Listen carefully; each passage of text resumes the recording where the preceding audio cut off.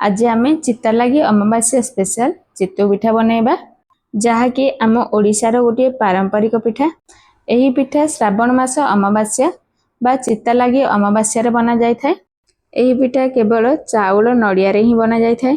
विश्वास करंतु बिना सोडा बिना इनरे एते कहलिया आउ नरम पिठा बनीथिला आपण बनेले ही जानि परिबे। ताहाले चलंतु चितौ पिठा बनैबा स्टार्ट करबा। मु एठी पिठा बनाया भाई घरे थिबा नॉर्मल अळुआ चाउल 2 कप नेची। चाउल को भल भाबरे धोई की 4-5 घंटा पाई पानी रे भिजे नेची। तो देखंतु चाउल एठी भल भाबरे भिजी जायची। आकु एबे गोटे ग्राइंडर जार रे देबा। आउ ता सहित 2 कप नडिया कोरा को देची। मु नडिया रो ऊपर थिबा ब्राउन कलर चोपा को बाहर कर नेची। आउ ताको ग्रेट करी देची।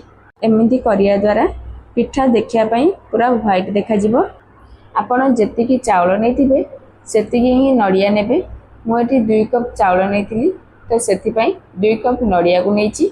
आउ ता सहित पिठा फिका न नागिया पई पिठार टेस्ट भलो हेबा पई 2 चम्मच चीनी को देची। चीनी को स्किप करिवे नाही, चीनी को निश्चय देबे। चीनी देबा द्वारा पिठार स्वाद भलो होय थाए। एबे एथिरे आधा ग्लास पानी को देकी भलो भाबरे चिकन करके ग्राइंड करनेबा। तो देखंतु बेटर कंसिस्टेंट टिके बहलिया हो जायची। तो ग्राइंडर जार रे आउ टिके बेटर लागी जायची। तो सेथिरे आउ आधा ग्लास पानी को देकी जार को धोईगिरी एथिरे देबा। तो मु एठी पाखापाखी 1 ग्लास पानी को देची। एबे आको हाथ रे भलो भाबरे मिसई नेबा। तो देखंतु बेटर कंसिस्टेंट बेसी मोटा कि पतला हेबा दरकार नै, एई भली हेबा दरकार। एबे आको कवर करके 5-6 घंटा पई रेस्ट करिया छाड़िबा। एमिति करिया द्वारा पिठा एकदम नरम आउ जालीदार होई की हबो। जदि आपण पाखरे टाइम नाही ताहाले एथिरे खाइबा सोडा बा इनो को देकी मध्य बनै परिबे। तो देखंतु 5-6 घंटा पे हे गलानी। एबे कवर को बाहर करनेबा। देखंतु बेटर एठी फुली जायची। एबे एथिरे स्वाद अनुसार लूण को देबा आउ भलो भाबरे मिसई नेबा। तो देखंतु बेटर आग अपेक्षा टिके बहलिया जायची। एबे एथिरे आउ अल्प टिके पानी को देकी भलो भाबरे मिसई नेबा।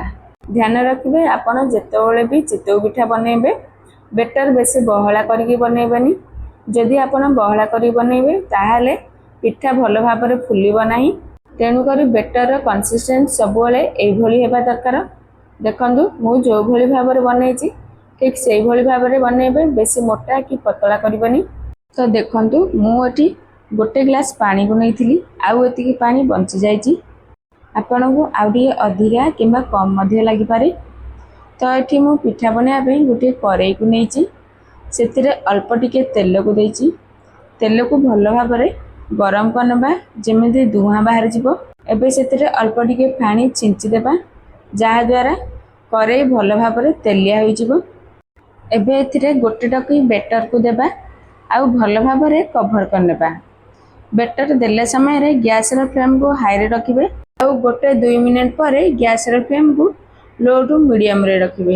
एबे गोटे कॉटन कपड़ा को ओदा करिकी कवर रो चारि पखा साइड रे दे देबा। एमिति करिया द्वारा पिठा भलो भाबरे फुली थाए आउ जालीदार होई थाए। कपड़ा ऊपर गोटे चामच रे अल्प अल्प पानी को देबा। एमिति करिया द्वारा पिठा पोड़ी न थाए आउ कहलिया होई थाए। तो देखंतु पिठा भी हो गलानी। एबे कपड़ा को बाहर करके कवर को बाहर करनेबा। तो देखंतु पिठा केते सुंदर भाबरे फुलीची आउ जालीदार होईची। आपनको जदि मो वीडियो देखिया पे भलो लागुथाय ताहाले प्लीज वीडियो को लाइक करिवे, शेयर करिवे।